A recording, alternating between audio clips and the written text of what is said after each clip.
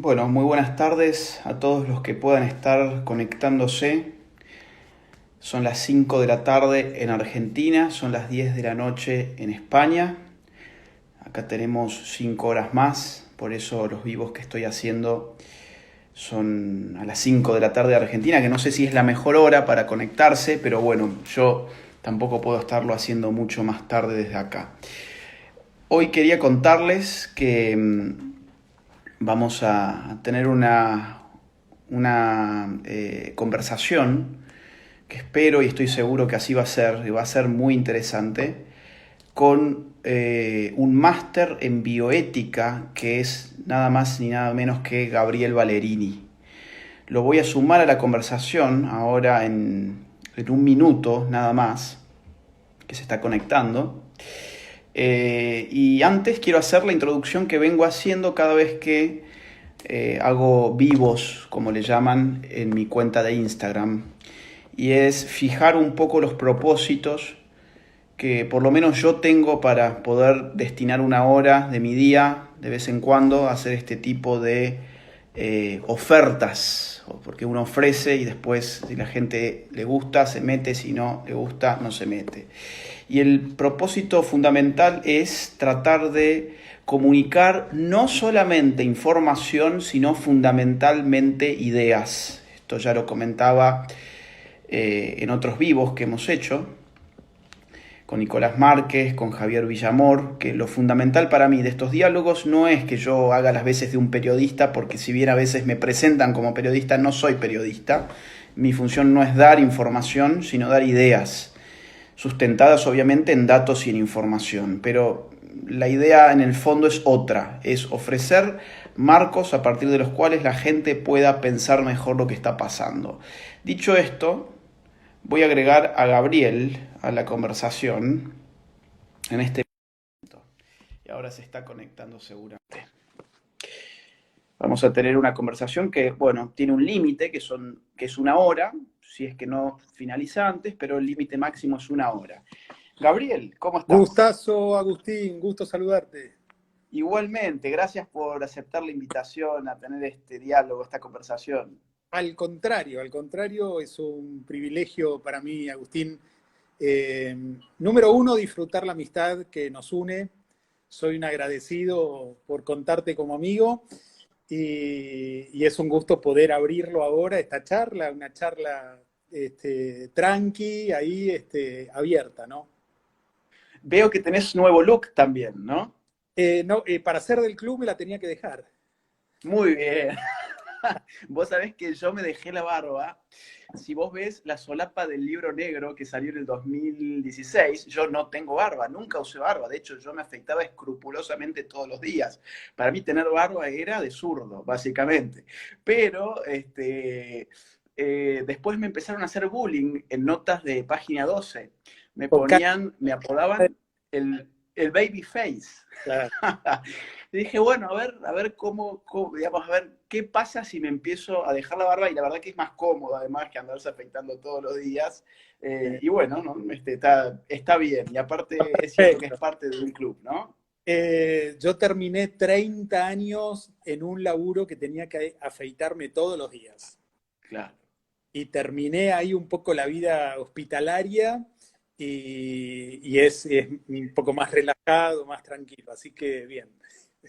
Bueno, le comentaba a la gente que está del otro lado que ya tenemos casi 900 personas conectadas, eh, que tengo el honor de hablar con un máster en bioética, que además, para que la gente del otro lado sepa, los que no son de Argentina, Gabriel Valerini ha sido una de las figuras claves en el debate público de la Argentina sobre el tema aborto. Es decir, los grandes medios de comunicación, cuando tenían que llamar a alguien a defender la vida, a uno de los que más llamaba era a quien está del otro lado de la pantalla, y ha tenido unos debates que yo les sugiero verlos, que lo busquen por YouTube, buscando simplemente su nombre por YouTube, van a encontrar debates en canales top, digamos, ¿no? Hasta TN y, digamos, los grandes canales de la Argentina. Gabriela ha estado ahí, porque, bueno, justamente es máster en bioética, así que sobre el tema sabe, yo diría, más que cualquiera.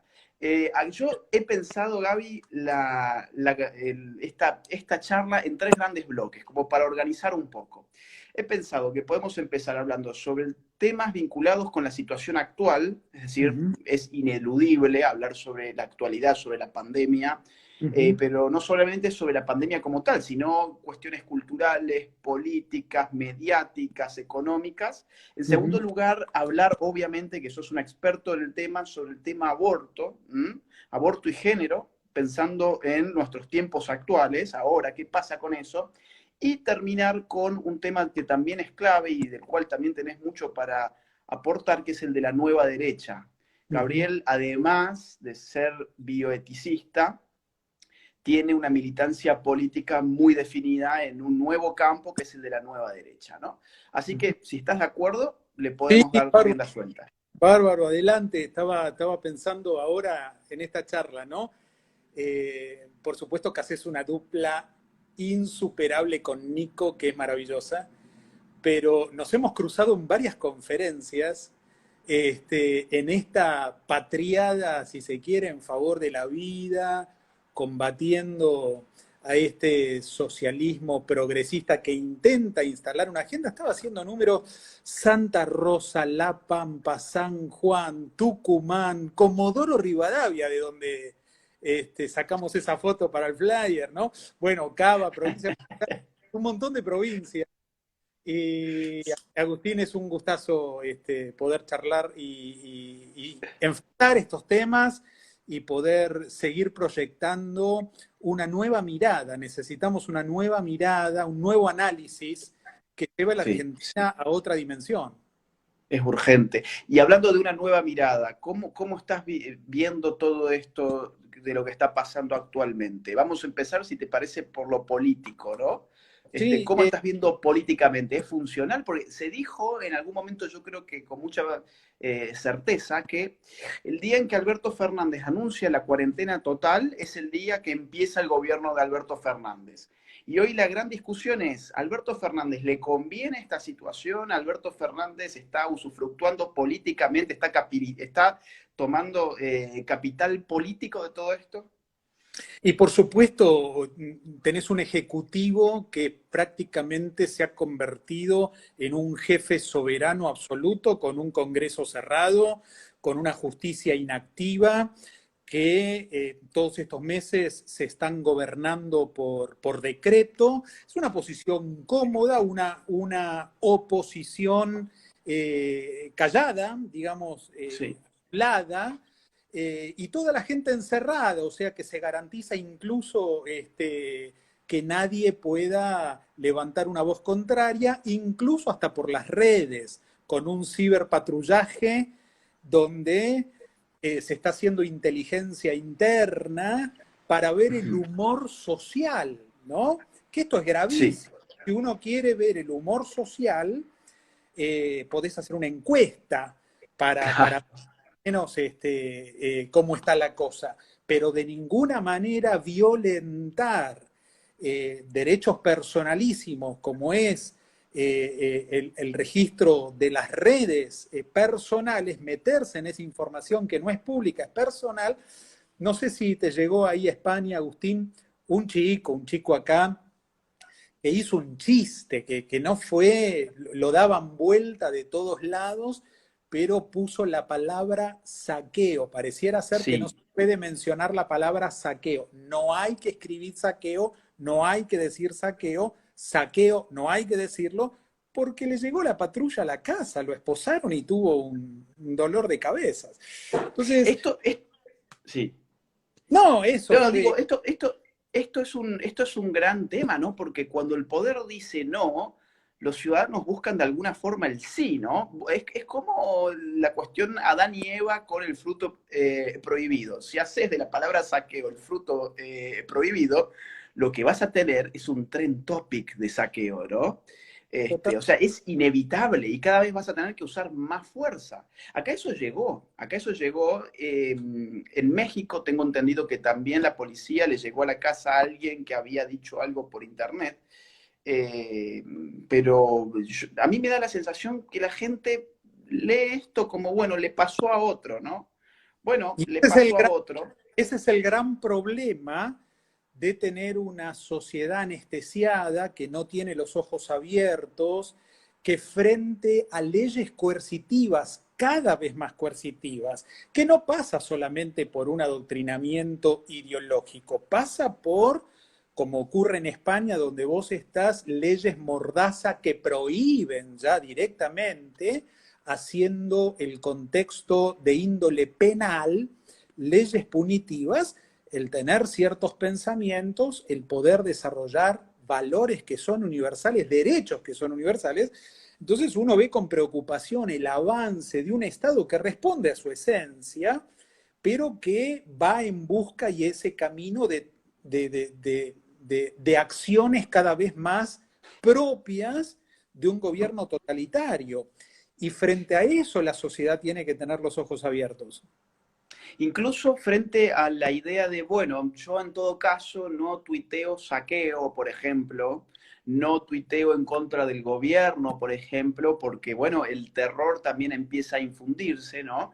Entonces me manejo discretamente con mis opiniones políticas y sociales a través de las redes sociales, me automordazo, porque en algún sentido también esto tiene ese tipo de efectos, y no obstante lo cual queda un problema todavía que jamás se va a poder resolver, que es el problema de cómo la, digamos, tecnología algorítmica de sistemas muy complejos ya tiene la capacidad de sintetizar eficientemente todo ese conjunto de datos que para sintetizar nosotros llamamos Big Data, ¿no? Que es básicamente un, digamos, un número incalculable de interacciones y de datos cibernéticas Uh -huh. que los algoritmos los van acomodando de alguna forma, van trazando las continuidades, las interrupciones, las variables en común, y de eso se hacía una broma, hacía muy poco tiempo, hacía algunos años nada más, que una investigación,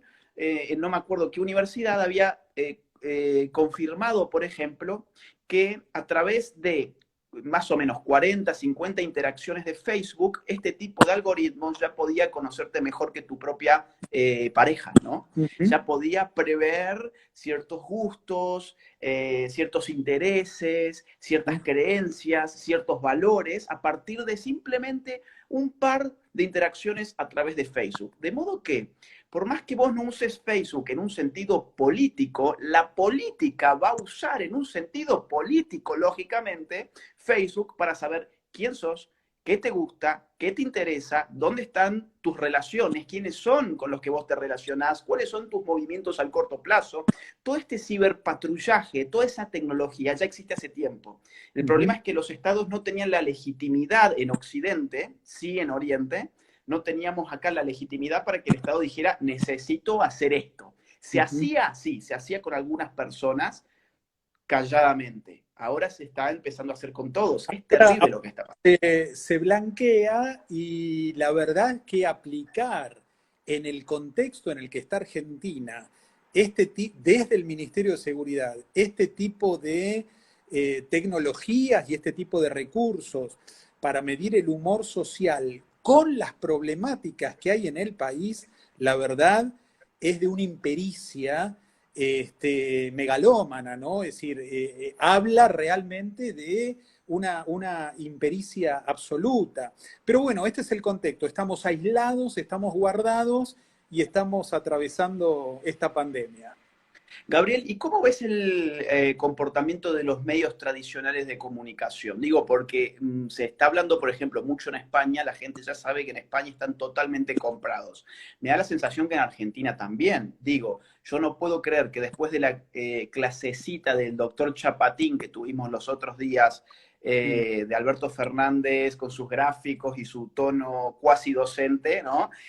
Nos explicaba una serie de variables, muy convencido, aparte con un eslogan totalmente falaz, que es una vida que se pierde no se recupera, lógico, pero un punto, 2 puntos, 3 puntos del PBI que se pierden sí se recuperan. El problema en el fondo es cuántas vidas implica que se pierdan ese punto, 2 puntos o 3 puntos del PBI. Aparte, 1, 2 o 3 para ser muy generoso, por otra parte. Ahora bien, ¿qué fue lo que pasó? Después de la elección del doctor Chapatín, tuvimos un dólar que pasó de 80 y pico de pesos a, ¿cuánto? 112 pesos, más o menos, ¿no? O Está en sea, fuimos en una cuestión de un par de horas nada más, Ujú. todos los argentinos nos convertimos en un 30% aproximadamente más pobres. ¿M? En un par de horas, 30% todos somos más pobres. Ujú. Obviamente que la maquinita de imprimir tiene responsabilidad en todo esto y la gente que piensa que el problema de la riqueza se soluciona imprimiendo moneda, bueno, a ver si ya es tiempo de que sepan que no. Y sin embargo, para ir al punto al cual quiero ir, el de los medios, no veo que los medios están hablando sobre la mega devaluación que acaba de vivir en un par de horas la Argentina.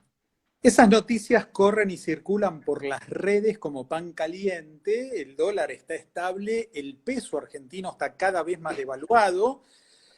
No es que sube el dólar, el dólar no subió, cada vez tenemos una moneda más devaluada. Creo que el peso es una de las monedas más devaluadas comparadas con cualquier otra moneda, salvo Venezuela. Pero, a ver, toda pandemia produce un impacto económico, esto ha sido en la historia, hay un impacto fuerte en la economía de un país. Indudablemente no es lo mismo una pandemia en un país que tiene una economía más estable, una economía más fuerte, a enfrentar una situación como esta en un país con una economía quebrada, en un país Claro. desfiliado, en un país que tiene una pobreza estructural que supera el 40-45%. Entonces, estamos hablando de contextos totalmente diferentes. En medio de todo este contexto, uno espera como ciudadano de a pie, como ciudadano común, que el gobierno tome las medidas medianamente razonables como para enfrentar la situación, y uno ve un gobierno, por supuesto, siendo consecuente con su sesgo ideológico, tomar medidas absolutamente descabelladas, totalmente irracionales y que van a contramano de los tiempos en que estamos viviendo. Vos por un lado tenés, lo habíamos charlado y creo vos y yo lo posteamos, eh, el gobierno de la provincia de Buenos Aires gastó 15 millones de pesos en comprar 80.000 pastillas de misoprostol para garantizar, esto es Kichilov, la Sí, interrupción legal del embarazo en la provincia de Buenos Aires. Uno dice, a ver, 15 millones de pesos, donde hoy los hospitales no tienen recursos, no se dan abasto con los insumos, ni hablar del equipamiento, ¿no? Gastar ese importe en un contexto de pandemia, realmente no hay reactivos en el Malbrán para hacer los test del COVID. Todo estaba sí. centralizado acá en la ciudad de Buenos Aires. Los gobernadores de las provincias se estaban quejando de que no le llegaban los kits a las provincias. Me acuerdo una nota que hizo el gobernador de Salta pidiendo por favor que le manden los test allí. Todo está centralizado aquí en Buenos Aires. Hace poco, recién, no hace mucho, el gobierno mandó y distribuyó a las provincias los kits necesarios para hacer el test. Claro, el 70% de los casos medidos eran de Buenos Aires. Si no medís, no vas a tener casos. Por eso el doctor Chapatín mencionaba ahí como que éramos una estadística modelo. Es obvio, si no medís los casos, no vas a tener infectados. Y si no lo seguís midiendo, vamos a seguir teniendo menos pobres que Alemania, como en otra época Sí, sí, tan parecida. incluso, yo no sé si la gente vio, yo lo subí en mi Instagram después, si no, métanse a verlo, cómo C5N, que es uno de los canales archioficialistas, publicaba los gráficos de barra, ¿no? Entonces, no jugaba con el número, sino con el tamaño de la imagen. Entonces, Salido de escala, los números estaban bien, ¿perdón? salido de escala. Estaba fuera de escala. El tamaño de las barras estaba salido de escala a propósito para que visualmente uno pensara, mira qué bien Argentina. Claro, con razón somos un modelo, ¿no? Estamos muy cerca de lo que son los países nórdicos, lo que es Europa. Ahora, cuando vos lo pasabas a la escala real, te dabas cuenta que es un desastre. Por eso yo ahí dejé una inquietud que es real. Digo, ¿qué hace uno con ese periodismo, no? Porque es un periodismo que es esencialmente violento, porque sin el uso de la violencia no se puede mantener. ¿A qué me refiero con violento?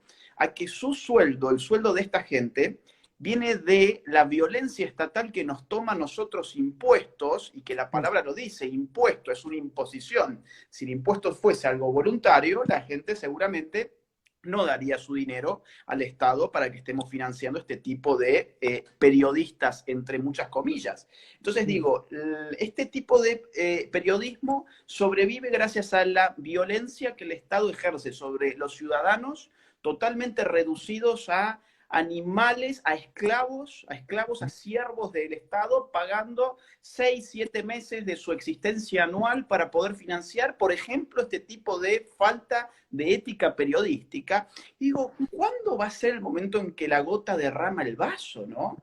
¿Qué hay que hacer con este periodismo? ¿Hay que apagar la tele? Lo que pasa Bueno, es que sí, la pauta oficial hace milagros. claro. La pauta oficial hace maravillas. Entonces, vos tenés un periodismo absolutamente financiado y dependiente del gobierno de turno que va a ser funcional al sistema. Son pocos los periodistas autónomos, independientes, que informan desde lo políticamente incorrecto y que informan. Entonces, y la gente ya los conoce y ya puede uno tenerlos individualizados y saber de dónde recibir la información. Pero la Mira, mayoría, sí. No, digo, acá por ejemplo, tenemos 1000 personas mirando esto. Vos y yo hacemos esto completamente gratis. Vivimos de otras cosas. Lo hacemos con, digamos, el deber ciudadano y ético de ofrecerle la información, digo, a la gente otra información, otra mirada.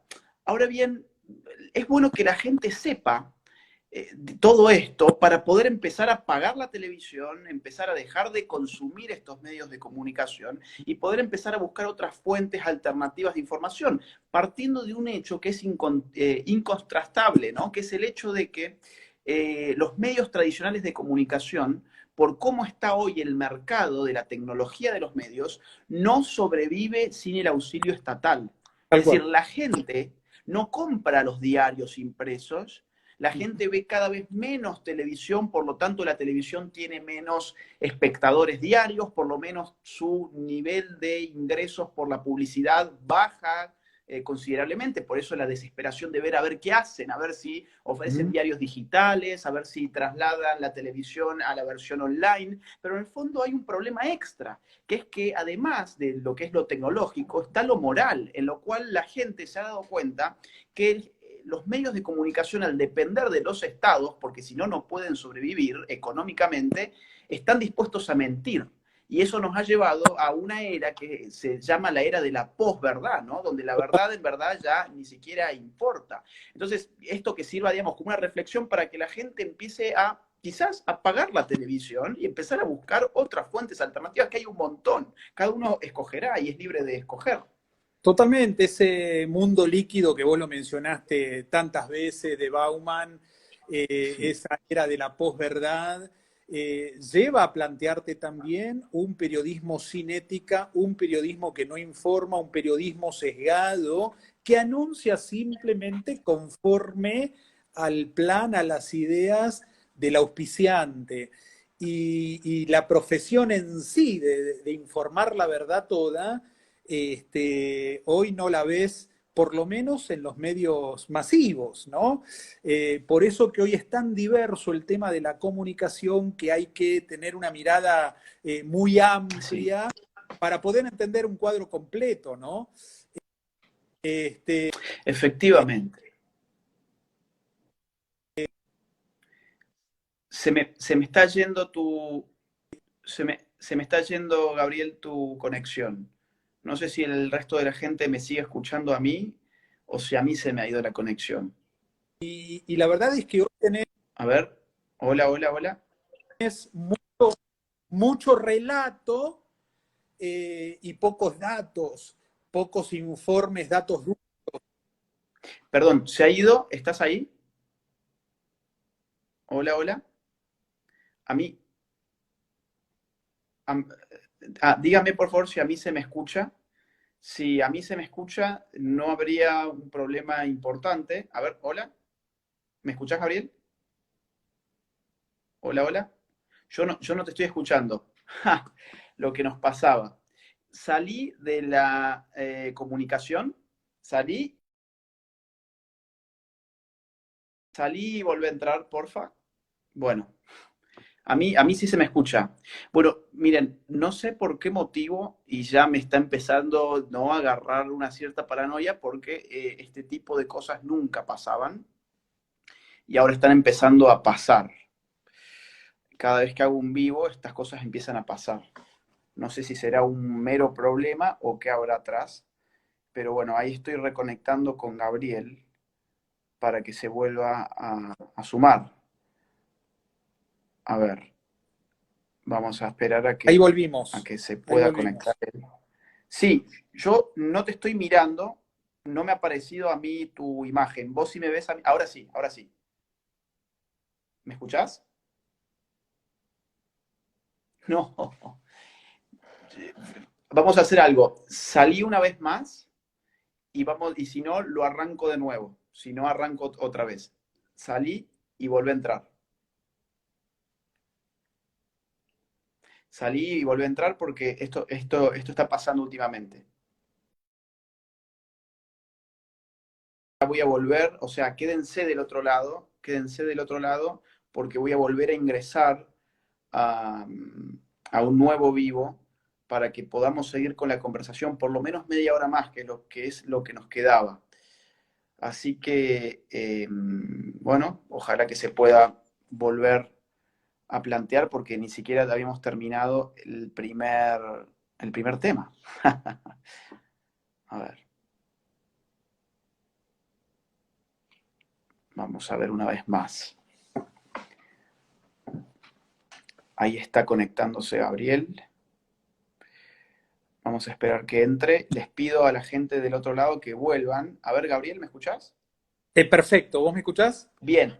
Sí, en el caso en que nos vuelva a pasar esto, porque ya pasó antes y uno no sabe muy bien por qué, porque estas cosas en general no solían fallar antes, yo voy a cortar este vivo y voy a ingresar un nuevo vivo directamente. Lo que te voy a pedir es que vos cierres tu aplicación, reinicies tu celular. Yo voy a hacer lo mismo, lo vamos a volver a encender y ahí voy a empezar otra vez. En el caso en Ok. que nos vuelva a suceder esto, y le vamos a pedir a la gente del otro lado que se mantengan porque todavía nos queda media hora de Nos conversación. están Yo te, ciberpatrulando, Agustín. No está y gustando viste, lo... uno ya cuando te hablan sobre estas cosas empezás a ponerte un poco paranoico, ¿no? No está Acá gustando, no está gustando y todavía no hablamos de albortismo. sí, todavía no hablamos, pero antes de entrar en ese tema, me queda el último punto para vos, porque realmente es un tema que la otra vez en una entrevista que me hicieron en Chile, me hicieron una consulta que yo no tengo una idea muy clara al respecto y me gustaría ver cómo lo ves vos. ¿Qué es el factor religión? Digo, este encierro, ¿vos ves que está generando un acercamiento a la fe, a la que sea, ¿no? Pero está acercando a la gente a la fe, a una vivencia más, digamos, más fuerte con su fe, o lo que en verdad, y acá es donde yo me inclinaba en esa charla que tenía con una mujer, con una amiga mía de Chile, yo digo, mira, yo por ahora veo puro New Age, ¿no? Yo veo todos estos discursos muy New Age. ¿Vos cómo estás viendo eso? Mira, es un ámbito en el que lo conozco y estoy muy, muy próximo al ámbito de la fe cristiana. Desde mi realidad, lo que veo es que ha sido muy positivo en el sentido de redescubrir una práctica. La iglesia cristiana nació en las casas. La iglesia cristiana nació en un contexto de persecución, con un Estado que perseguía, era clandestina la fe cristiana. No podía haber reuniones públicas. Y en ese mismo escenario, hoy se han cerrado los edificios, se cerraron los templos, pero se multiplicaron las casas Y la verdad es que usando esta tecnología, los dirigentes de la iglesia, sean sacerdotes, sean pastores, están transmitiendo por las redes y están llegando a las casas a que siga viva. Desde mi experiencia, desde nuestra realidad, estamos viendo que se están viviendo cosas muy lindas desde el ámbito familiar. Muy bien, muy bien. Bueno, una buena entonces, para que la gente del otro lado lo tenga en cuenta. Ahora sí, vamos a pasar al segundo tema, ¿ah? Que es el tema aborto. Ya digamos, un dato arrojaste, que es que el gobierno de la provincia de Buenos Aires, Kicillof, ¿no? Gastó 15 millones de pesos en un momento en el cual ya se sabía que esta pandemia existía. Uh -huh. Tengo entendido que compraron con eso algo así como 60.000 pastillas de abortivos misoprostol. 80.000 Una 80.000 de desproporción misoprostol, absoluta eso. porque Sí, 80.000. sí, sí. 80.000 en la provincia de Buenos Aires. Ok, Eh, ok, sí. ok, ochenta Entonces, mil. Y digo, bueno, sí, sí, adelante, adelante. no, que por un lado se le está pidiendo el esfuerzo a la gente, mucha gente que no produce, que no trabaja, ha quemado ahorros y ya no tiene más para quemar. La verdad es que se le está pidiendo un esfuerzo sobredimensionado a la gente que trabaja. Mucha gente por este aislamiento no puede trabajar y encima vos ves acciones del gobierno, acciones económicas, políticas, que uno dice, perdón, ¿qué es lo que se está financiando? Es decir, en un tiempo donde vos ves ahora al ejército, que es emocionante, repartir comida, estar entre la gente carenciada, la gendarmería, el mismo gobierno desfinanció al Ministerio de Defensa, le quitó 240 millones del presupuesto para este año y se lo asignó al Ministerio de Mujeres, Diversidad y Género. 240 millones de pesos al Ministerio de las Mujeres, que no están representadas todas las mujeres, están representadas algunas mujeres. Y uno dice, 240 millones para sacárselo a gente que ahora está trabajando para contener la pandemia en las clases sociales más bajas, está dando de comer. Es emocionante ver el trabajo que están haciendo las Fuerzas Armadas para dárselo a gente que no veo a ninguna feminista y no veo a nadie del género No. haciendo trabajo comunitario en este tiempo de pandemia. Entonces, uno se pregunta, ¿es inentendible que todavía tengamos una sociedad anestesiada que aplauda este tipo de medidas creyendo que de esta manera la noticia? Con estas medidas Argentina no se va a poner de pie. Mirá, vos sabés que sería interesante saber qué ha hecho con ese dinero el Ministerio de la Mujer, el Género y no sé qué más, ¿no? Sería muy interesante porque digo, es plata nuestra, no es plata de Alberto Fernández, ¿no? No es Totalmente. Entonces, plata. en este tema de pandemia, de la crisis, me hacía acordar, hay un libro famoso que en este tiempo se está recordando, La peste, ¿no? De Alberto Camus. Un libro Sí, donde se habla de la peste ahí europea y cómo los médicos en ese contexto tuvieron que enfrentar y por un lado vieron lo mejor de la sociedad y por otro lado los temas más miserables de la sociedad. Ese librito de Alberto Camus, vos que estás haciendo tu maestría en filosofía, muestra un poco el tema de la noción del absurdo, pero desde el punto de vista filosófico, ¿no? Y claro. ese absurdo que te lleva en un contexto de crisis, de pandemia, ese absurdo que te lleva a comprar el alcohol en gel 150% más caro del precio del mercado.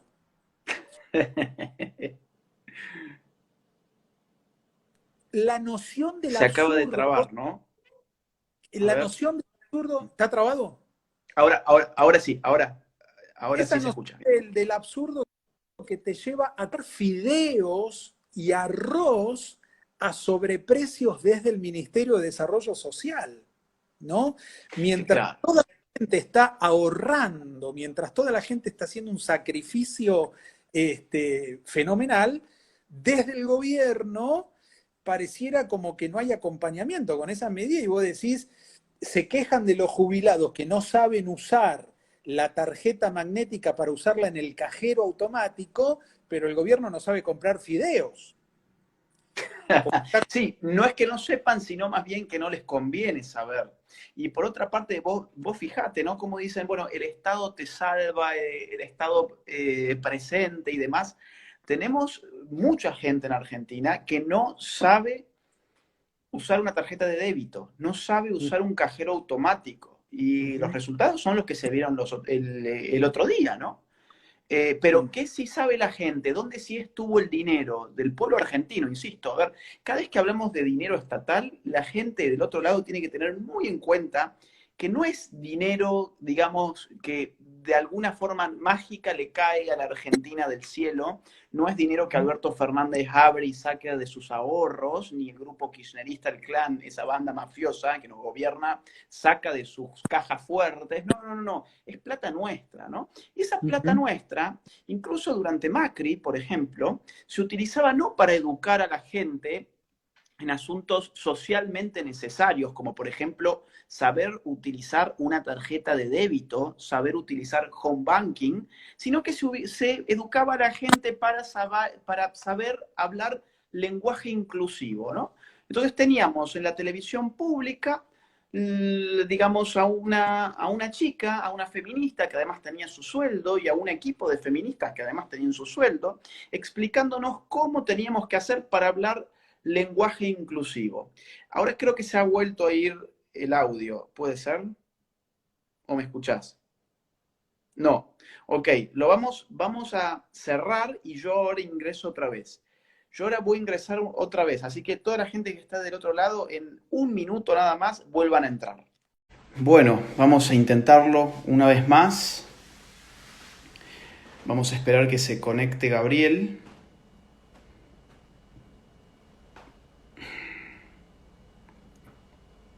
Gracias a todos los que están volviendo a la conexión. Teníamos 1100 conectados recién. Esperamos que la gente pueda volver a conectarse.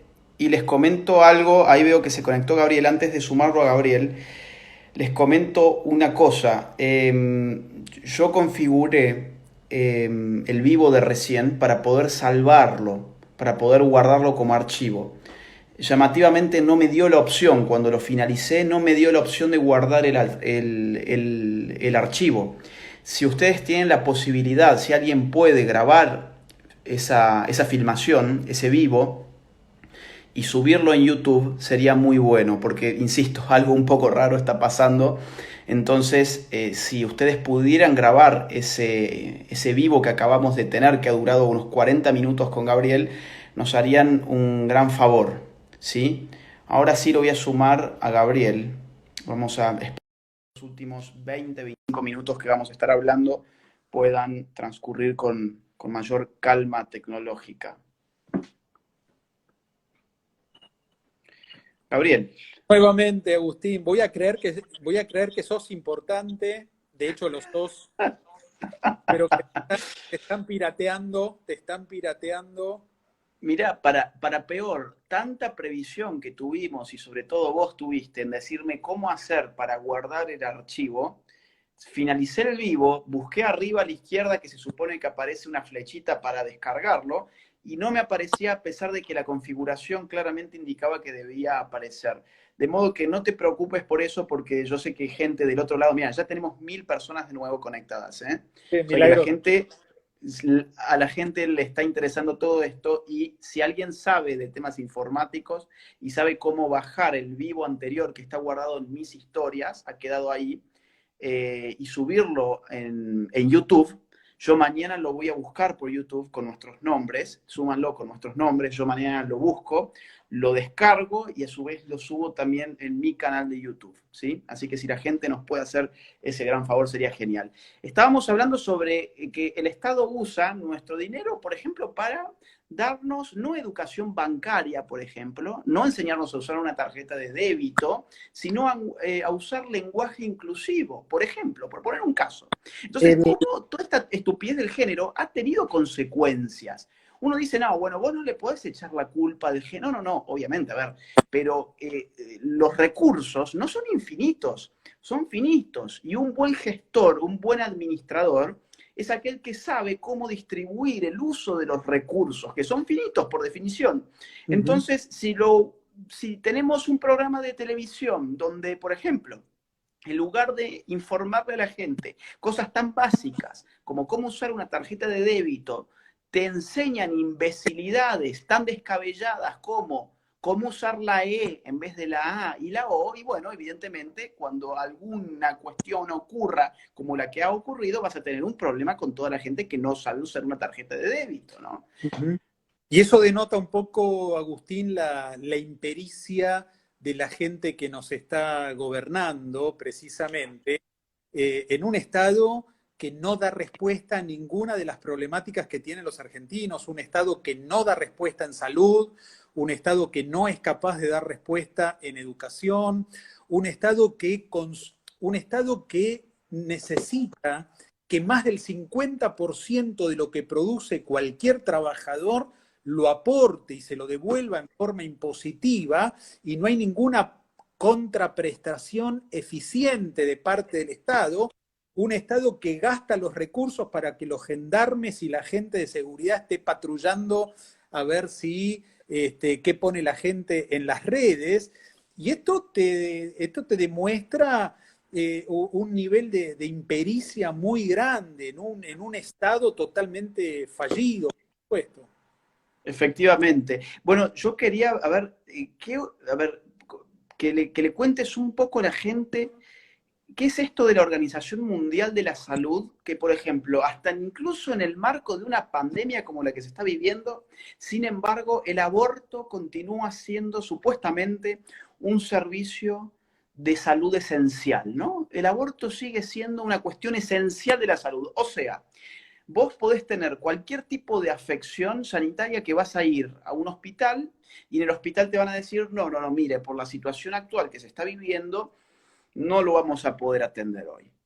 Ahora bien, si vos vas a un hospital, mire, me quiero hacer un aborto, bueno, la OMS hoy dice que es un servicio esencial de salud. Fue, ¿Cómo estás fue viendo esto? escandaloso, Agustín, antes de ayer, el director de adolescencia, un funcionario que estuvo en el macrismo y que ahora es parte de este gobierno, es el doctor Escobar, el director de adolescencia del Ministerio de Salud, acababa de anunciar precisamente que dentro de lo que está dispuesto por la Organización Mundial de la Salud, las prácticas de interrupción legal del embarazo, así le llaman con ese eufemismo al Claro, aborto, es una prestación médica, tiene el estatus de ser una prestación de índole esencial. Es decir, vamos a traducir esto. En este ujú, tiempo, los hospitales están abiertos solamente para urgencias. Todos los consultorios externos están cerrados. Los pacientes ya no saben qué hacer, cómo tener recetas, las recetas para tener el descuento en la farmacia, porque no hay práctica médica de ninguna especialidad. Solo están funcionando los hospitales para emergencia. claro. Y son medidas que, en cierto sentido, tienen coherencia dentro de este ámbito, pero es muy contrastante, es escandaloso ver el anuncio que la práctica abortiva, es decir, el acto médico voluntario para ponerle fin a la vida de un hijo, es considerado una práctica esencial dentro del sistema de salud. Esto tiene un sesgo ideológico absolutamente, esto responde a un marco ideológico y esto no tiene nada que ver con la práctica de salud ni con las prácticas médicas en un sistema sanitario. Entonces, claro, Te, sí. Te hago tres micro comentarios, ¿no? O sea, son simplemente... antes que nada, tenemos gente de lujo del otro lado. Del otro lado veo que está Pablo Muñoz y Turrieta, veo que están los ignorantes, un saludo a Pablo. a Pablo, un gran amigo con el cual ya haremos también un vivo. Está Los Ignorantes, que es un canal de la televisión de Costa Rica, gente muy buena. Patricia Soprano, Estuliendo, Marian Conte, Mel, bueno, en fin, gente espectacular del otro lado.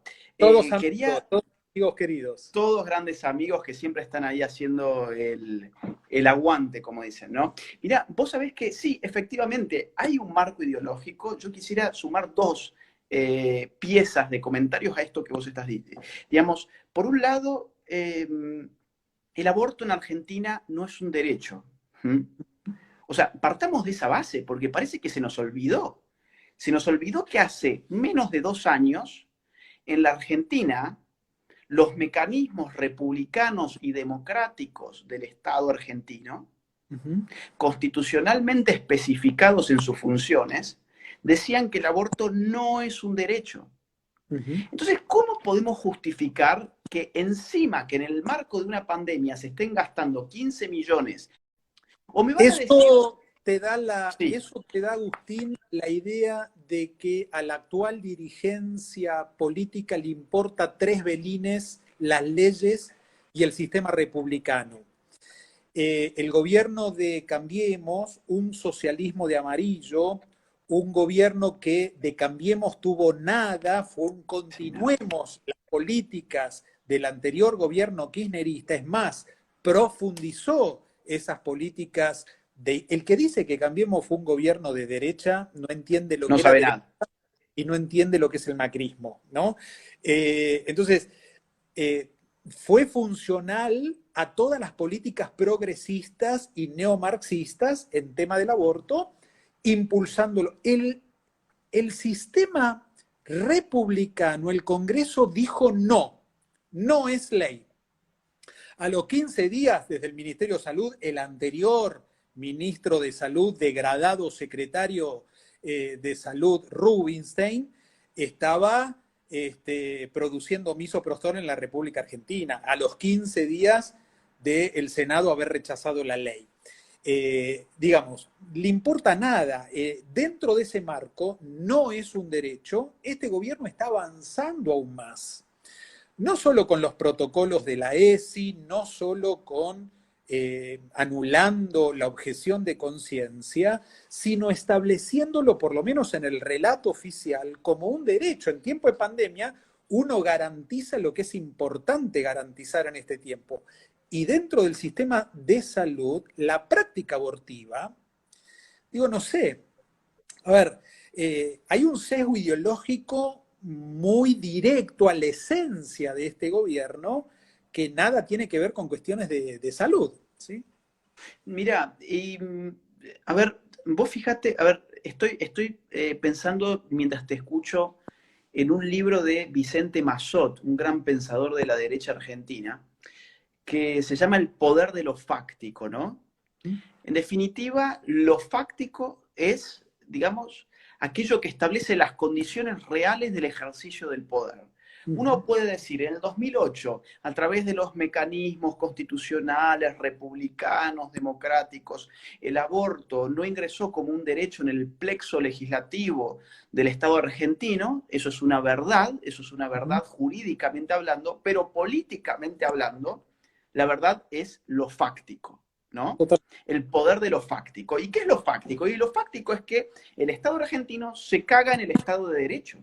Tan Totalmente. simple como eso. Ahora, Totalmente. a mí hay algo que realmente me atormenta directamente y lo pongo como una nota al pie. A veces cuando uno es escritor y vos también sos escritor y vos lo sabés, hay notas al pie, ¿no? Que no necesariamente son cosas importantes, pero uno las quiere decir igual. Más o menos me pasa esto. Digo, los liberales que supuestamente defienden, y uno de sus pilares en filosofía política se supone que es el Estado de Derecho. ¿Qué significa para el resto de la gente Estado de Derecho? Un Estado que está sujeto al cumplimiento de la ley, un Estado que no puede hacer nada que esté en contra ni al margen de la ley.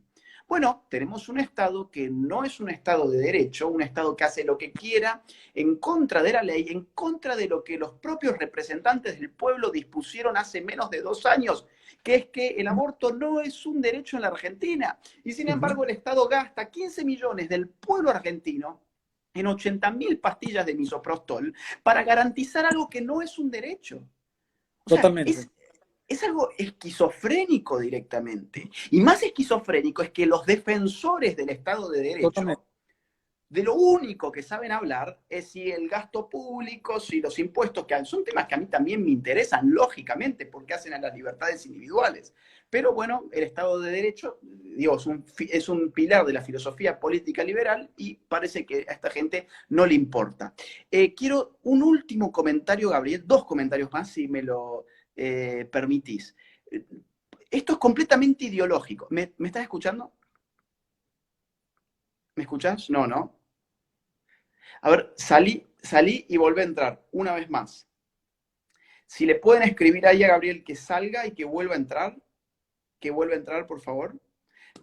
Cortale y vuelve a entrar. ¿Sí? Cortá y vuelve a entrar. Vuelve a entrar. Bueno, de hablar como con alguien que no lo escucha, ¿no? Porque igual uno habla a pesar de que está haciendo las señas. Bueno, nada. Dice Pablo Muñoz y Turrieta, con quien vamos a hacer una, una llamada. Vamos a hacerlo, Pablo, en breve. La semana próxima hagamos una buena videollamada también. Para los que no conocen a Pablo Muñoz y Turrieta, es un escritor que vive en Canadá y se ha formado en Canadá, que tiene un libro sobre ideología de género que es de los mejores, Atrapado en el cuerpo equivocado. A ver, ahora vamos a sumar de nuevo a Gabriel. Sí, sí, Pablo, ya vamos a hacer una buena videollamada. Ahora se está sumando Gabriel. A ver, Gabriel, ahora. Te escucho perfectamente. Qué fallida esta conexión, por favor. Roguemos que esto siga. Mira, y justo yo te quería hacer el último comentario sobre el tema aborto y cerramos con ese tema y pasamos al último tema que tenemos, si es que se puede. El último tema es que yo diría, por un lado vos das en el clavo cuando vos decís, esto es totalmente ideológico, porque no hay una necesidad real. A ver, no hay una realidad que demande realmente decir que el aborto es un servicio esencial de salud, ¿no? Por empezar, nunca puede ser un servicio de salud aquel servicio que está destinado a asesinar la vida de una persona inocente como es el ser humano en gestación. Pero también, y esto es lo que yo quisiera sumar, es una geopolítica, ¿no? O sea, es ideológico para los estúpidos que del otro lado ponen los corazones verdes, ¿no? Por ejemplo. Totalmente, el tema Bueno, del aborto es un tema internacional, claro. es un tema que de alguna manera lo que estamos discutiendo no es ontológicamente si es persona o no es persona solamente, si hay una entidad biológica ahí, autónoma, ajeno. Esa discusión es una discusión que es un derivado en realidad de políticas, hay un neomaltusianismo en este Sí. tiempo que responde a ese nuevo orden mundial, ese globalismo que se quiere establecer de alguna manera y que está vinculado a políticas internacionales donde los grandes organismos internacionales, a través del manejo de la economía, tratan de implementar este tipo de políticas sobre todo el planeta. Interesante cómo la izquierda se convirtió en el idiota útil de, Total, digamos, políticas internacionalistas neomalthusianas. Yo total. quiero respaldar lo de Gabriel con 2 datos y ya pasamos a un próximo tema. 2 datos que surgieron en la conversación que tuvimos con Lupe Batallán hace un par de días. El día 2 de abril, día 2, o sea, hace muy pocos días, el Banco Mundial nos prestó, o sea, nos prestó, hay que devolver. O sea, uno cuando le prestan es porque devuelve, si no sería un regalo. No, no, no. Esto es un préstamo. ¿Mm? 35 millones de dólares, ¿sí? O sea, hay gente hoy que se está muriendo literalmente de hambre en Argentina. Hay gente que se está muriendo de hambre y el Banco Mundial nos prestó 35 millones de dólares con el título Desarrollo Humano y Género. ¿Me escuchás, Gabriel? O se acaba de ir, creo que se acaba de ir, ¿no? Se acaba de ir. Si podés cambiar tu... Bueno, cuando estamos hablando de los datos más importantes, se va. Volvé una vez más. Mientras tanto, para ir cerrando el tema, que tuvimos un préstamo en Argentina el día 2 de abril del Banco Mundial por 35 millones de dólares en concepto de desarrollo humano y género, que involucra, lógica, bueno, para quienes no saben, el Banco Mundial es una agencia especializada de la ONU, ¿sí? El Banco Mundial es una agencia especializada de la ONU. La ONU tiene varias agencias especializadas. Entre otras, además del Banco Mundial, está, por ejemplo, el Fondo de Población de la ONU, que está dedicado precisamente a las cuestiones de control natal. Mientras lo voy sumando a Gabriel, una vez más, para intentar una vez más. Y a ver, vamos a esperar a ver que él ingrese para poder escuchar esta información que ya la conoce. Gabriel, ¿me escuchás? Perfectamente. Si podés cambiar tu Wi-Fi por datos celulares, si Sí. llegás a poder, porque quizás eso pueda mejorar o no, no lo sé, pero bueno, es una idea que se me acaba de ocurrir. Estoy Sigamos un contando, poco mira, hasta donde pueda. hasta donde, hasta donde se pueda. Te voy a comentar un dato que le estaba dando a la gente mientras tanto, muy rápido, así podemos cerrar por lo menos esto que se ve que estamos ahí ya jodiendo mucho. Tuvimos un préstamo del Banco Mundial, 35 millones de dólares en concepto de desarrollo humano y género, el día 2 de abril, es decir, la pandemia al rojo vivo, la gente encerradas en sus casas, sin poder producir, gente que se está muriendo de hambre y sin embargo el Estado toma 35 millones de dólares que nosotros tenemos que pagar porque los préstamos en algún momento se pagan con la gente que labura, obviamente, con la gente que produce, la gente que se esquilma, por género. Ahora, lo que estaba diciendo brevemente es que el Banco Mundial es una agencia especializada de la ONU. La ONU tiene varias agencias especializadas. Otra que al mismo tiempo en que nosotros tomábamos estos 35 millones de dólares, es el Fondo de Población de la ONU, que es la que más se dedica al control de natalidad global. El Fondo de Población acaba de publicar, más o menos al unísono con este préstamo, un documento que se titula así, presten atención, COVID-19, o sea, coronavirus, ¿no? COVID-19, un enfoque de género, proteger la salud y los derechos sexuales y reproductivos y promover la igualdad de género. En plena pandemia, la ONU, con sus agencias especializadas, distribuyendo dádivas, que obviamente es a cambio de algo, nadie va a dar plata porque sí, te la dan a cambio de algo, y aún así la cuestión del aborto sigue en el primer lugar de esta agenda pública. Pública e internacional. Yo fui muy criticado recientemente en las redes, si bien la mayoría de los seguidores son afines, hay algún que otro funcional al sistema. Fui muy criticado cuando celebré la medida que tomó Trump en quitarle la financiación a la Organización Mundial de la Salud. Que no, algunas personas la asocian a la ONU y no está vinculada, es una ONG no vinculante en lo que dice, puede ser referencial o no, pero está tan comunizada, está tan ideologizada, que en estos temas que tienen que ver con las políticas de aborto, de control de la natalidad, de reproducción asistida, responden más que nada a un patrón ideológico neomalthusiano y no a políticas de salud. Entonces, pero es cierto, Agustín, todo esto responde a un mapa internacional que tiene que ver con la geopolítica, sin duda. En efecto. Vamos a pasar al último tema, si es que la tecnología y los amigos que pueden estar controlando esta comunicación nos lo permiten. Y ya no vamos a molestar más, se lo juramos. Por lo menos por ahora. El último tema que yo quería hablar con vos, Gabriel, para que sepa la gente, y además invito fervientemente a la gente del otro lado a que siga a Gabriel Ballerini en sus redes sociales, van a tener información de primera, y aparte Gabriel es un académico con todas las letras, Gabriel es máster en bioética, Sos y un miren amigo, que, sos un no, no, no, amigo no, muy no, generoso. ojalá yo pudiese haber estudiado bioética, porque para la gente que no sabe, pues, viste, alguna vez te han presentado en la televisión como bioeticista, Eticista. bioeticista, ¿no? Entonces yo a veces pensaba en la gente que por ahí no tiene por qué saber qué es la bioética, deben haber entendido esteticista, ¿no? Me lo han dicho también, me lo han dicho. Así. Y me lo han dicho en TN, Mira, bioesteticista. Y yo digo, a perdón. mí, a mí últimamente, mira, me hace falta un corte de pelo. Tengo acá un pirincho que se me para, pero no hay gente que pueda cortar el pelo por el nivel de cuarentena. Si estuvieses acá entonces como buen esteticista, te pediría que me pase la tijera. Pero bueno, no es el caso porque no te dedicas a cortar el pelo. Lo que vos haces es bioética.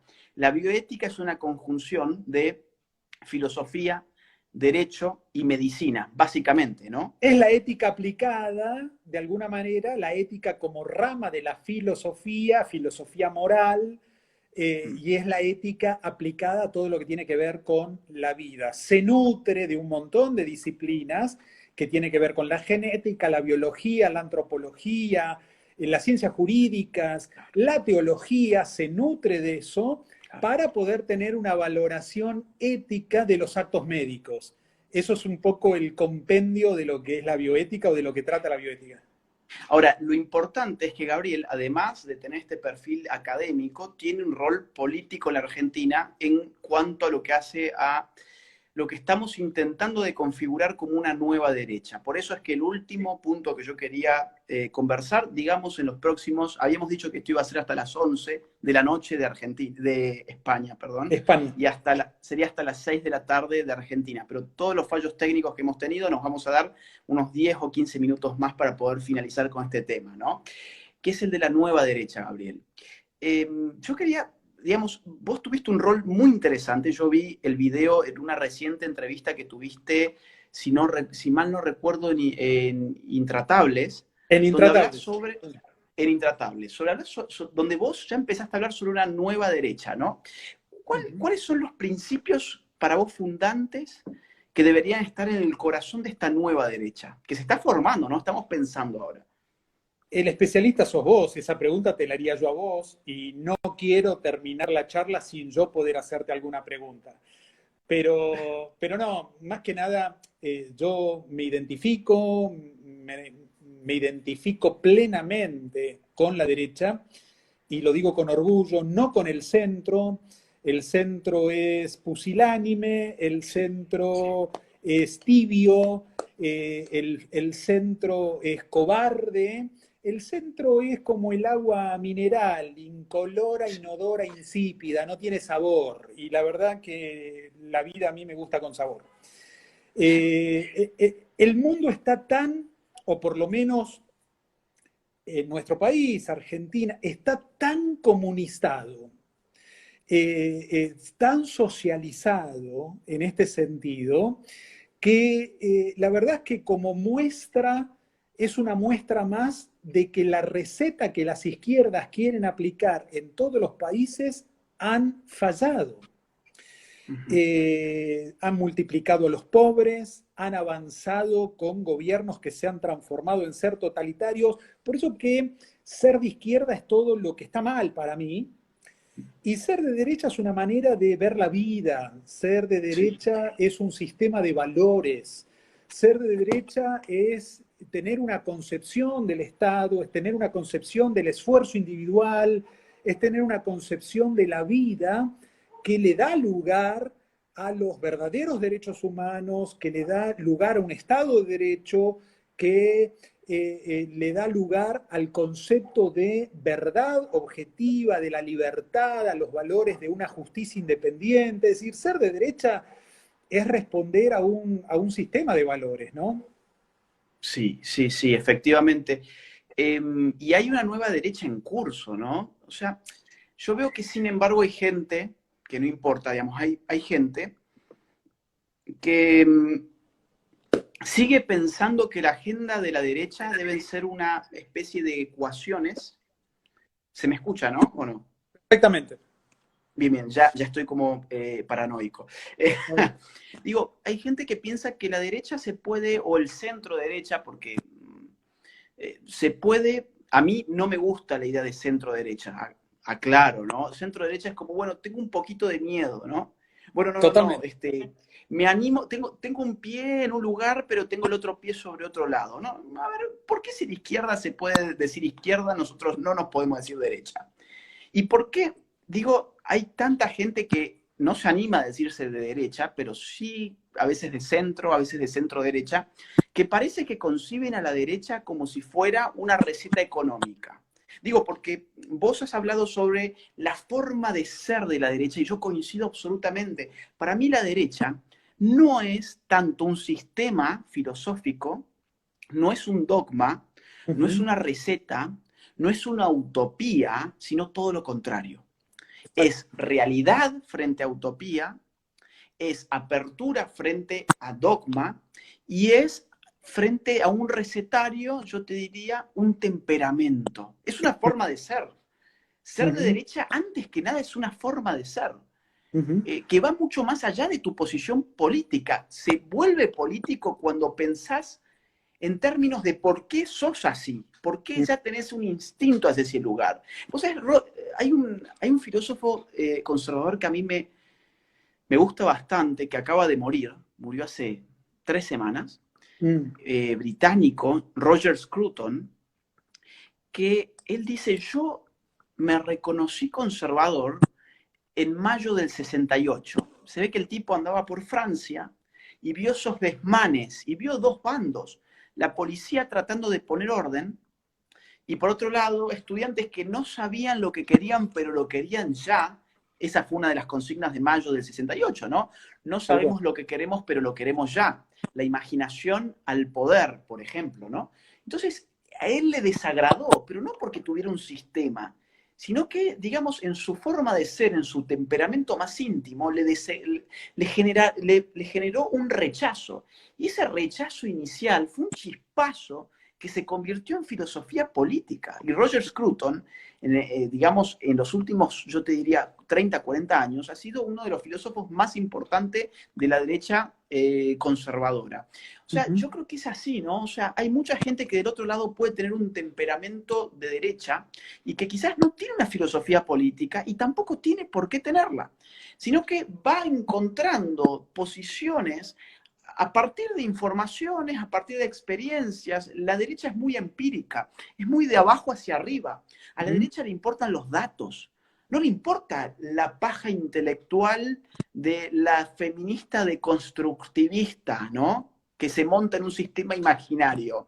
De Ujú, hecho, el padre, uno de los grandes padres de la derecha, que fue Edmund Burke, a cual siguió Alexis de Tocqueville um, en su respuesta, en su análisis a la Revolución Francesa, se quejaban justamente de los revolucionarios franceses que armaban mundos imaginarios literarios, digamos, en sus escritos novelescos, porque la realidad importa para la persona de la derecha. Ahora bien, ujú, nosotros tenemos un desafío, que es decir, bueno, no podemos vivir de una vieja derecha que además tiene muchas fallas, ¿no? O sea, empezar a reconocer las fallas de la vieja derecha aristocrática, ujú. elitista, cerrada, en algún sentido sectaria, conflictiva religiosamente, ¿no? O sea, y eso, digo, vos y yo supuestamente estamos en religiones distintas, pero tenemos este diálogo que nos permite otra visión de lo político Y y hay otras personas que no. hay estereotipos que me parece que hay que superar desde lo dialéctico, ¿sí? Sí. Y esta carga semántica que tienen ciertos conceptos que a veces se pronuncian y son categorías que la gente no termina de entender. eh, y algunos hablan hasta hoy hablar de izquierda y hoy hablar de derecha puede resultar anacrónico para cierto sector. Al centro le gusta no hablar de izquierda y no hablar de derecha porque siempre terminan cayendo en la indefinición, pero son categorías que van a seguir estando. El tema es darle contenido y el tema es darle sustancia qué es lo que uno quiere decir cuando dice derecha, qué es lo que uno quiere decir cuando está presentando una propuesta como partido político nacional. Hay que darle sustancia conceptual y propuesta real a un... En este tiempo, Agustín, en Argentina veo que hay intentos de ciertos espacios de tendencia, por lo menos se autoperciben de derecha, que por lo menos que son propuestas liberales desde lo económico, son liberales económicos. Pero la verdad es que el liberalismo económico, visto así como tal y nada más, la verdad tiene que entender que si no viene de la mano con un sistema de valores que le dé a la proyección del país un plan sostenido en el tiempo basado en una antropología donde el hombre está ubicado en el centro de la escena y donde las respuestas no es una simple receta económica para hacer algunos que otros ajustes. Hay todo un plan que tiene que ver con un sistema de valor que hace a la derecha. No va a ser factible. Hay intentos de algunas alianzas, ¿viste? Entre un liberalismo económico con una propuesta conservadora. Vos lo mencionaste en alguna ocasión de Max Weber. Perdón, perdón, perdón que te interrumpa, estoy haciendo algo que Nicolás siempre se ríe, que es que yo tomo nota de todo lo que estoy escuchando y generalmente lo hago con el afán de contraatacar, pero ahora estoy tomando, porque lo que estás diciendo es sumamente interesante y me parece que los 10 minutos que había dicho van a quedar cortos. Así que vamos a estirarlo un poquito más si estás de acuerdo para que Dale, pueda abordar también, porque sí. lo que estás diciendo es fundamental. No, yo creo que, a ver, eh, para que una propuesta del liberalismo económico sea factible, sea real, tenga una incidencia política real, tiene que venir de la mano con el conservadurismo. Y hay algunos intentos de querer, llamadas de teléfono, de querer acercar, ¿no? Estos dos espacios. Y me parece que el gran desafío es poder entender que el aporte que los liberales pueden hacer no va a ser político, va a ser técnico. Es decir, hay mucha gente muy bien formada desde lo económico y que puede hacer un aporte invaluable desde lo técnico, pero no desde lo político. Y la verdad es que vos citaste, te escuché en alguna de tus conferencias, Agustín, citar a Max Weber precisamente, que es como que al liberal le tenés que dar el fin, ¿no? Es decir, le tenés que anticipar el fin de entrada, porque ellos como técnicos no ven el fin, no son pensadores, son técnicos. Y por otro lado, este sector de derecha liberal tiene que entender que sin patria y con aborto no se está dentro de la derecha.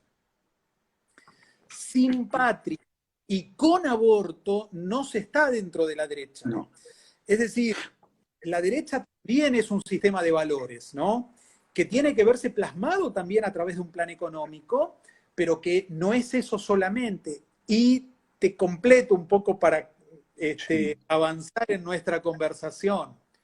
Hoy en Argentina la propuesta que puede llevarnos a poder ver a una Argentina totalmente transformada es la propuesta de Nos. Yo veo no solo un plan económico, sino veo también una proyección con los valores que yo quiero defender y que vengo defendiendo, que son los valores constitucionales, que es volver a los valores fundantes que hicieron en un momento grande a nuestra querida Argentina. Yo encuentro en Nos, liderada por Juan José Gómez Centurión, un proyecto de país que puede ser sostenido en el tiempo y que puede ser el factor aglutinante de esta nueva derecha que necesitamos hacer crecer en el país para cambiar realmente en serio, para girar a un Estado y a un gobierno que de veras se encargue de los problemas de los argentinos y no que se encargue solamente de las cuentas personales de la dirigencia política. Mirá, vos sabés que yo introduzco estos diálogos que nunca se me ocurrió hacer realmente. O sea, a veces este tema del encierro, estar tan solo acá también en España, que a veces no es tan fácil, eh, surgen cosas buenas, ¿no? Como esta. Y yo siempre introduzco, insisto, diciéndole a la gente, bueno, esto no es un momento para divertirse, ¿no? No es un momento como quien prende la televisión. No es para que acá tenga lugar el homo videns, sino, o sea, ese homo videns de Sartori, embrutecido, que consume espectáculo, que consume show, sino que este es un espacio de formación. Hay que aprovechar esto mientras se puede utilizar esta tecnología, que como vemos cada vez se puede utilizar con más trabas, como estamos viendo, eh, vamos a tratar de usarlo como, digamos, un medio de formación. Y veo que hay mucha gente que cuando te hacía, digamos, cuando te marcaba que estaba tomando alguna nota de lo que vos decías, mucha gente ponía, yo también estoy tomando nota, cosa que me parece excelente. Digo, aprovechen y, digamos, no solamente este vivo, sino los vivos que estén viendo, que tengan contenido importante, aprovechen del otro lado de la gente para poder tomar nota, casi como si fuese una clase. No es una clase, estamos hablando como hablamos con Gabriel en un bar o en un restaurante, como siempre lo hemos hecho. Todas Solamente las que ahora toda la semana hablamos, no, no hay semana que no pase que no hablamos con Agustín, y simplemente ahora lo estamos haciendo al aire. y, digamos, frente a más de 1.100 personas que están escuchando del otro lado y muchas más que se han conectado y luego por todas estas fallas técnicas se pueden haber ido. Yo quiero tocar 3 puntos, claro, 4 puntos. Voy a empezar por lo más cortito. La referencia a Weber, sí, es sumamente interesante. Weber lo que dice es, al técnico le está dado de antemano el fin. El técnico no piensa realmente en el fin, sino que está dado de antemano. No hay una reflexión filosófica sobre por qué ese fin es el que tiene que ser adoptado, sino que se le dice, bueno, esta es tu meta, cumplido. Y ese es el papel del técnico. Weber lo describe como el científico, ¿no? Pero es el técnico, en definitiva. Y sí, yo creo que, por ejemplo, el liberalismo ha dado técnicos que son vitales para la derecha. Son vitales. ¿Por qué? Porque, por ejemplo, a ver, vamos a pensar en una mente excepcional como la de Javier Milei. Un gobierno de nueva derecha, lo primero que haría, yo creo, sería darle a Gabriel, darle a Javi Javier. Milei, perdón, darle el Banco Central.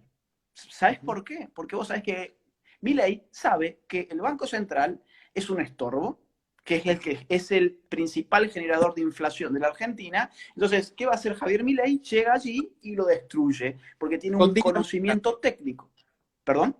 Con dinamita. Sí, aparte habría todo un show, seguramente, ¿no? O sea, habría ahí toda una puesta en escena rockera, sería excelente, o sea, sería algo, digamos, para hacer una película casi. Bueno, digo, él tiene un conocimiento técnico, sabe cómo se genera la inflación, cuál es el rol del Banco Central, cómo la emisión monetaria genera daños económicos enormes, como por ejemplo el que acabamos de ver, que es pasar de un dólar de 80 y pico a 112 pesos. ¿Por qué? Porque se amplió la masa monetaria en un 40% aproximadamente. Entonces, claro, los liberales tienen grandes técnicos, pero una nueva derecha no significa liberalismo simplemente. Una nueva derecha es algo realmente nuevo. Entonces, vos además dijiste, el liberalismo económico precisa una alianza con otros espacios considerados dentro de la derecha. Yo coincido, y de hecho la experiencia histórica, Gabriel, nos indica que cuando el liberalismo económico ha llegado al poder, no ha sido de la mano de los progresistas, no ha sido de la mano de una nueva izquierda con la cual Rothbard en los 60 pensaba que podía aliarse y después se dio contra la pared. No, no, no, no. Han llegado con un, digamos, grupo de filósofos conservadores, gente que manejaba variables que no eran simplemente económicas, variables éticas, antropológicas, históricas, etnológicas, ¿no? O sea, filosóficas. Y, por ejemplo, vamos a ponerle nombre a todo esto que estamos diciendo, Ronald Reagan. Vamos a poner otro nombre, Margaret Thatcher. Thatcher, exactamente, en el Reino Unido. Exacto. Bueno, ahora a mí me da gracia porque hay un cierto espacio libertario, digamos, que piensa que Margaret Thatcher ahora era libertaria, progre. Ay, me parece que se fue, ¿no? Veo que esto se acaba de ir. ¿Ustedes me escuchan del otro lado? Se te fue, cortalo y vuelve. Vuelve una vez más. Una vez más. Ahí va, ahí va. Hay gente que supone que Margaret Thatcher era una especie de libertaria progre. No, no, no. Margaret Thatcher, íntima amiga de Pinochet, incluso Pinochet sin poder, o sea, ya encarcelado, Margaret Thatcher, digamos, expresó públicamente toda su lealtad para con su amigo Pinochet. O sea que no nos comamos estos cuentos liberprogres que no tienen ningún fundamento histórico. El liberalismo económico, cuando ha llegado al poder, ha llegado de la mano de la derecha. Caso contrario, ha fracasado estrepitosamente, como hemos visto en tantos países. Gabriel, ¿me escuchás? Perfectamente.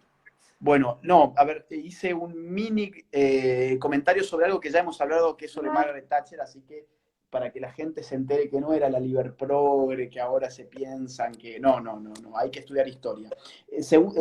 Segundo punto, o mejor dicho, tercer punto, un tema clave que vos dijiste.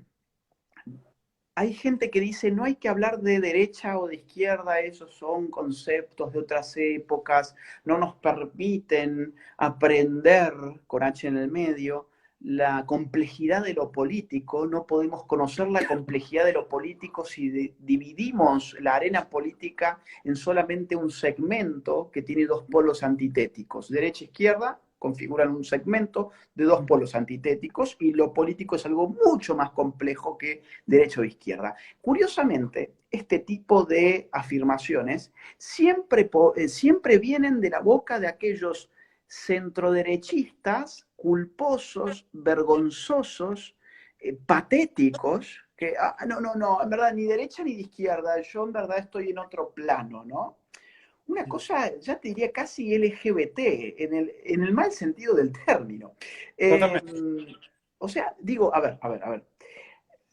El segmento, la díada, como le llama Bobbio, derecha-izquierda, no tiene la pretensión de representar la complejidad de lo político, sino al revés, tiene la pretensión de simplificar la complejidad de lo político. ¿Por qué razón? Porque en democracia la gente necesita información política sin ser experta en historia de las ideas políticas. Nos subamos a un taxi, por ejemplo, ¿no? Digo, en un taxi uno conversa con el taxista no suele ser un filósofo político, pero sí suele estar bien informado porque escucha mucho la radio, etc. Entonces, si uno le dice, mira, vos sabés, yo me defino como minarquista randiano, objetivista. Y el taxista te dice, ¿qué? ¿No? O sea, ¿qué? Ahora, si vos al tipo que maneja el taxi le decís, mirá, yo adhiero más bien a la derecha, yo soy una persona de derecha, el tipo va a saber qué decir. O sea, va a Mal o saber bien te va a encuadrar. Y generalmente bien, porque tienen gran contacto con la realidad y los taxistas suelen ser de derecha, ¿no? Si es de Vamos a derecha, te aclarar va a eso. encuadrar bien, por supuesto. Sí. Y digamos que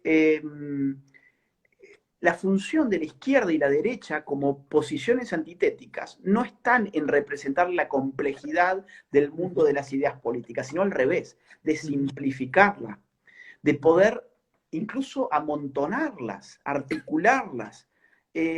Mientras estemos con todas estas fragmentaciones estúpidas en las cuales distintas posiciones ideológicas de derecha no tengan las agallas para asumirse orgullosamente como de derecha y sigamos jugando a que es posible hacer una política de libertarios, por ejemplo, y bueno, no esperemos buenos resultados. Digo, en España ya ha habido, yo te quería consultar sobre qué modelo de nueva derecha podemos imitar en Argentina. Pero, por ejemplo, yo ya veo un modelo aquí en España donde el Partido Libertario, el PLIV, como le llaman acá, nunca obtuvo absolutamente nada.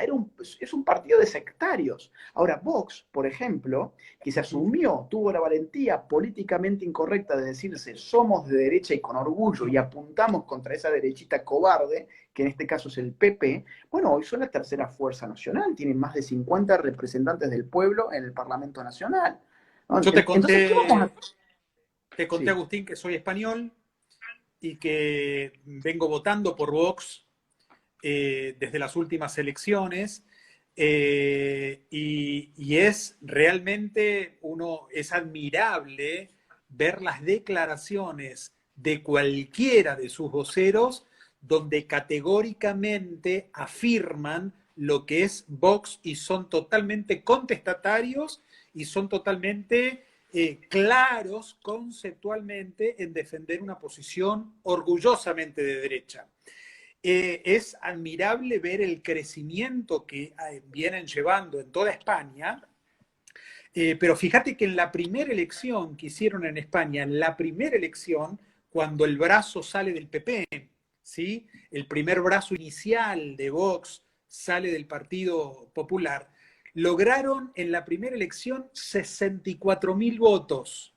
sí, sí. En la última elección, el primer intento, con todas las desprolijidades y con todos los puntos en contra, NOS en Argentina sacó 800.000 votos, teniendo todos los puntos en contra, digamos, y no teniendo, es decir, la primera elección. Fallida en cuanto a lo eleccionario, pero excelentemente sorprendente ver cómo la proyección de un programa que le da consistencia, no solo no es cuestión de receta económica, porque Argentina viene de parche en parche. Por un lado, nos corremos un poquitito más hacia lo social, desarrollo social. Desarrollo social no es desarrollo social, es desarrollo del Estado, es engrandar el Estado. La sociedad sigue sin desarrollarse, sin poder crecer, los pobres siguen los mismos y la verdad es que se siguen cada vez multiplicando más. Entonces, desarrollo social, nada. No es cuestión de correrse un poquito acá, un poquito allá, es cuestión de llevar un programa concreto que pueda darle respuesta realmente al desarrollo y crecimiento de una nación. El ejemplo de Vox es admirable en España. Para mí es admirable y es imitable, ¿no? O sea, entender que incluso más allá de uno hacer, ser fiel a sus valores y a su identidad y poder salir del closet, digo, ya que está tan de moda esto de salir del closet, ¿no? Se supone que el LGBT que sale del closet es casi el nuevo héroe público. Bueno, no, yo creo que el héroe público es aquel que dice soy de derecha. Hoy es mucho más estigmatizante decir soy de derecha que decir soy homosexual, por ejemplo, ¿no? Ni hablar de decir, por ejemplo, bueno, soy de izquierda, no, ahí ya te llevas, seguramente te va a ir muy bien en la universidad, te va a ir muy bien en tus relaciones sociales, te va a ir bien políticamente, etcétera. Yo creo que una nueva derecha no puede reducirse a un programa económico, sin embargo, un programa económico de derecha liberal es fundamental para una nueva derecha, pero no podemos seguir simplemente pensando que toda la lucha política se puede resumir en una cuestión de libertad económica. Hay mucha gente que defiende la libertad económica en Argentina y que sin embargo no dijo una sola palabra cuando a médicos argentinos el Estado les quitaba su matrícula de médicos y les prohibía ejercer la profesión por no hacer abortos. No dijeron una sola palabra cuando tantos docentes argentinos fueron asediados y perseguidos e incluso sancionados por el sistema público educativo por no enseñar ideología de género. No dijeron una sola palabra respecto de esa institución nefasta que es INADI, que persigue a personas comunes y corrientes que opinan en cualquier tribuna, por ejemplo en sus redes sociales. Yo tengo causas en INADI por haber dicho, por ejemplo, que un hombre es un hombre y una mujer es una mujer, y estos defensores de la libertad, ninguno de esos salió a decir absolutamente nada. Son Bueno, títulos porque de yo entiendo. honra, Agustín, Sí. son títulos de honra que no solo suman al currículum, sino realmente a la trayectoria y a la construcción de un ideal y de un proyecto de país. Sí, Eh, ¿dónde estamos realmente los que defendemos la libertad? Quiero ya empezar a cerrar con esto. ¿Dónde? Porque la libertad es evidentemente un bien propiamente occidental, ¿no? ¿Dónde están los que defienden? ¿Podemos reducir la defensa de la libertad a querer cobrar menos impuestos? Yo estoy de acuerdo. Evidentemente, me parece una atrocidad que un argentino tenga que gastar 6 o 7 o incluso hasta 8 meses de su año trabajando como siervo para el Estado. Soy el primero en decir, hace falta un Estado no chico, mínimo. En ese sentido soy minarquista, ya que a la gente a veces le gusta tanto estas definiciones. Quiero un Estado mínimo. La libertad se puede reducir en decir, quiero bajar el gasto público. No, no, no, yo creo que la causa digamos, va mucho más allá del tema económico. Va a la libertad de conciencia, a la libertad de culto, a la libertad de cátedra, a la libertad del ejercicio de la profesión, de a la expresión, libertad de de conciencia, opinión, claro, de sí. expresión, de conciencia. Libertades que están siendo reprimidas Ujú, sistemáticamente en la Argentina, y ninguno ujú. de aquellos que tienen el carnet de los defensores de la libertad, dicho sea de paso, yo no lo tengo, he sido excluido del club, como vos sabés, bueno, esta gente no ha dicho absolutamente nada. Entonces, digo, una nueva derecha necesita, sí, obviamente, recorte, te diría, extremo del gasto del Estado, por lo tanto, un recorte extremo de los impuestos, impulsar la iniciativa privada, reconstruir el espacio de lo privado, pero también hay otros temas. Y si no, miremos a Chile. Es decir, una receta económica útil, enriquecedora en el sentido monetario de la palabra, a Chile no le garantizó ninguna permanencia, ¿no? No le generó ninguna estabilidad. Es decir, Chile ha sido el éxito económico de la tecnocracia liberal, vamos a decirlo así. Ha sido el éxito económico con el cual el liberalismo, digamos, con todos los hechos y con todos los argumentos más válidos imposibles, han dicho, este es el modelo que funciona. Y yo lo creo así también. Ahora bien, vos fijate cómo el pecado de reducir la existencia humana a lo económico le ha llevado a ese mismo liberalismo chileno a descuidar la lucha cultural que le estaban haciendo desde hace varios años, y hoy el modelo económico está en jaque mate. ¿Por qué razón? Porque le ganaron la cultura, le ganaron la política, la cultura, y la economía va a sucumbir en función de la política y la cultura. Bueno, Por favor, no está enchufado. se te dio vuelta, Gabriel, el celular. Se te dio vuelta y estás enfocando tu casa ahora. Ahí va, ahí va. Estamos cerrando ya. Ahí estamos. Estaba, Se- estaba sin sí, batería el sí. celu. Tranquilo, tranquilo, tranquilo. Así que bueno, como para cerrar, si tenés algún último comentario, Gabriel. No, yo creo que hay una manera de ver la proyección de país, hay una manera también de poder ser, eh, ver un camino, ver un horizonte que tiene que ver con la construcción de un país diferente. Lamentablemente venimos de una tendencia permanentemente a ver cómo una sociedad se deteriora cada vez más, ver cómo que no hay respuesta desde el Estado a ninguna de las necesidades de la sociedad.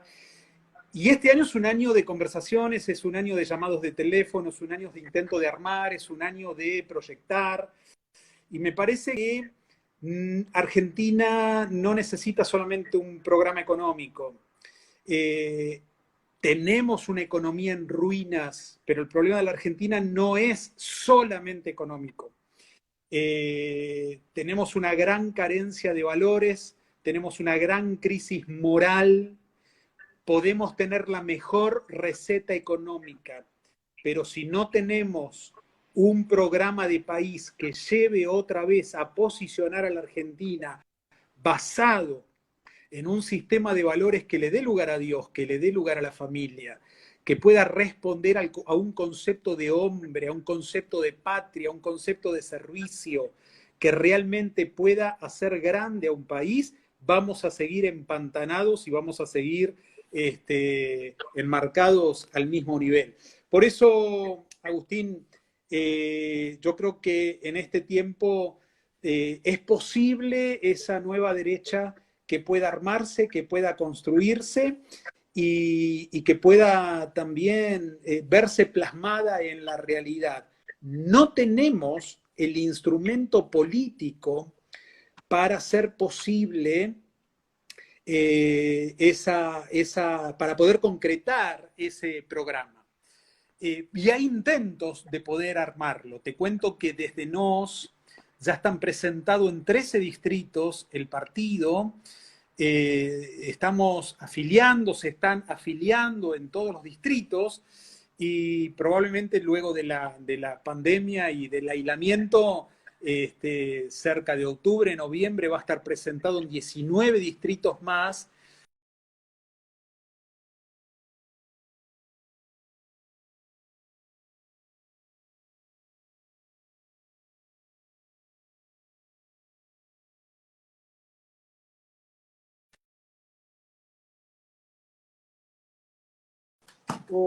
¿Ahí? ¿Estás Hola, cortado? ¿a mí se me Hola, escucha, hola, te perdón? escucho. ¿Me escuchás? Sí, sí, sí, perdón, se me había cortado a mí, se ve. Adelante. Perdón. Seguí nomás. No, eso, no sé hasta dónde escuchaste, pero de alguna manera hay una proyección de poder armarnos. Necesitamos el instrumento político para no tener que estar usando otro sello partidario, pero nos va a ser el espacio que pueda dar una nueva propuesta, una propuesta superadora a esta dualidad que nos ha llevado durante 40 años la Argentina, en ver una Argentina cada vez más deteriorada con una economía más en ruinas. Bueno, Gaby, entonces para cerrar, sigan a Gabriel en las redes sociales, se van a encontrar con contenido muy, muy bueno. Apoyemos a NOS también, es decir, yo lo he hecho en mis redes sociales, y creo que si hace falta mano de obra,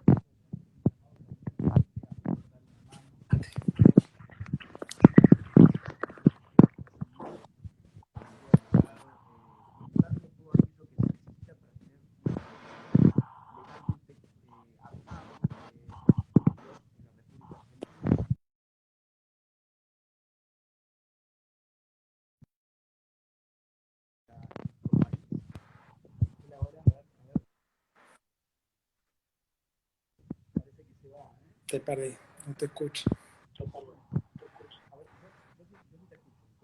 Te escucho, ¿me escuchás? Hola, hola.